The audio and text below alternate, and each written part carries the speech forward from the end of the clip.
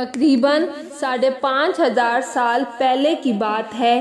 ایک بہت ہی زبردست قوم ہوا کرتی تھی۔ وہ لوگ سائنسی ترقی اور ٹیکنالوجی کے لحاظ سے ترقیوں کی معراج پر تھی۔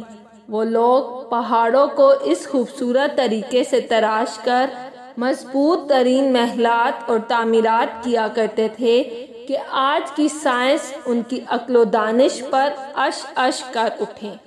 وہ لوگ اس قدر ذہین اور ماہرین تعمیرات تھے کہ اللہ کے مقابلے نعوذ باللہ میں جنت بنا دیا کرتے تھے۔ وہ انتہائی طاقتور، قد آور اور جینیس تھے۔ اپنی انہی خصوصیات کی وجہ سے وہ اس دور کی سپر پاور کہلاتے تھے۔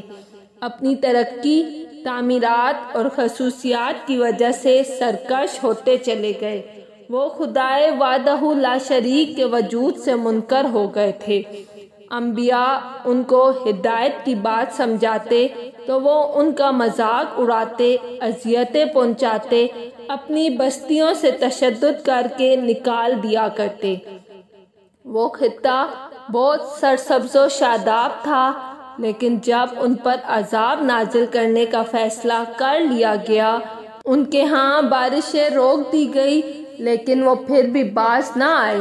ان کے ہاں بارشوں اور بادلوں نے اپنے رب کے حکم سے بالکل رخ پھیر لیا، جس کی وجہ سے وہاں قحط سالی والی صورتحال پیدا ہو چکی تھی۔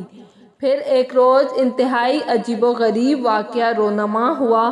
انہوں نے ایک روز آسمان پر اٹھنے والے ایک دھوئیں کے بادل کو دیکھا جو تیزی سے ان کی طرف بڑھ رہا تھا۔ اس بادل کو دیکھ کر وہ بہت خوش ہوئے اور سمجھے کہ ان کی قحط سالی ختم ہو گئی ہے۔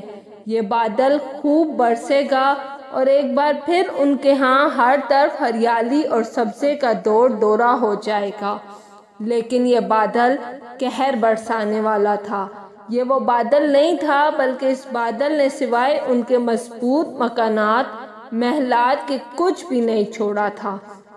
قرآن پاک میں اس واقعے کا ذکر کچھ اس طرح ملتا ہے: پھر جب انہوں نے اسے دیکھا کہ وہ ایک ابر ہے جو ان کے میدانوں کی طرف بڑھا چلا آ رہا ہے، کہنے لگے یہ تو ابر ہے جو ہم پر برسے گا، نہیں بلکہ یہ وہی ہے جسے تم جلدی چاہتے تھے، یعنی آندھی جس میں دردناک عذاب ہے۔